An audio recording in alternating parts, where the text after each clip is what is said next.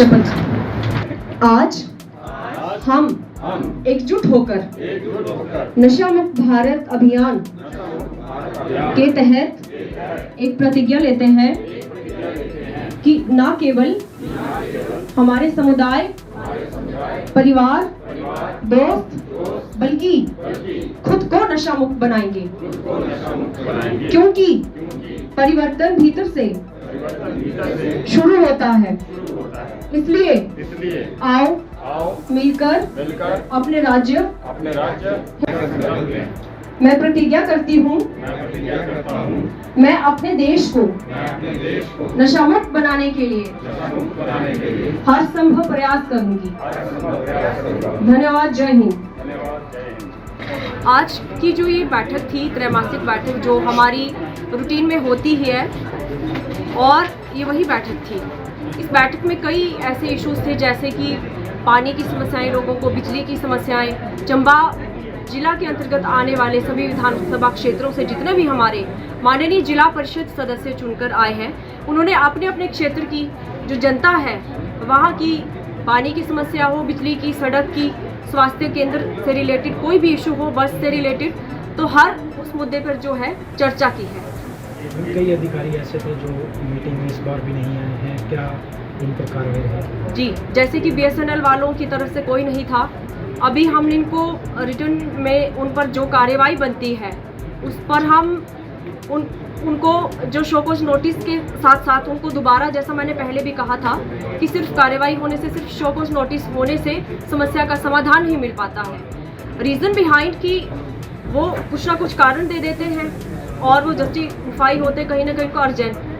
तो rather than कि instead of that अगर हम कुछ ऐसा करें, कुछ ऐसा कि जो यहाँ भी प्रेजेंट नहीं है, उनको विशेष अलग से बिठाकर जो भी कंसर्निंग हमारे जिला परिषद सदस्य का, माननीय का कोई भी मुद्दा है, तो उनके बैठकर उनके साथ वो चर्चा करें और उसके उपरांत उस समस्या का समाधान निकाल पाएँ। हमने एक शपथ यहाँ पर हमने उसके उपलक्ष्य पर आज जिला जो हमारा कल्याण विभाग है उनकी तरफ से भी और पूरा जो जिला चंबा की तरफ से सदन के माध्यम से हमने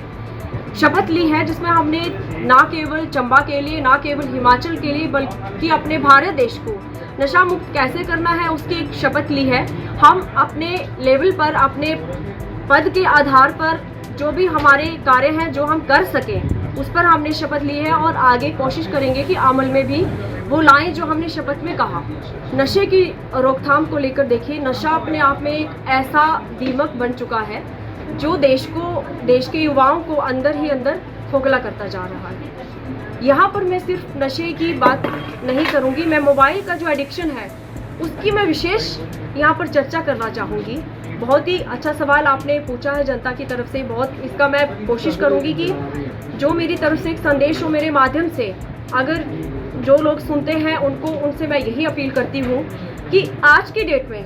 जहाँ पेरेंट्स छोटे छोटे बच्चों के हाथ में मोबाइल दे देते हैं किसी व्यस्तता के चलते,